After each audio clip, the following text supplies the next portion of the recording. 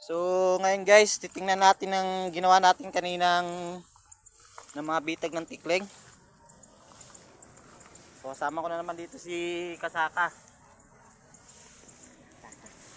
Punta natin, baka nakahuli. Sana nakahuli. Bitag 1. Walang huli. Agoy mga guys, mukhang nakahuli.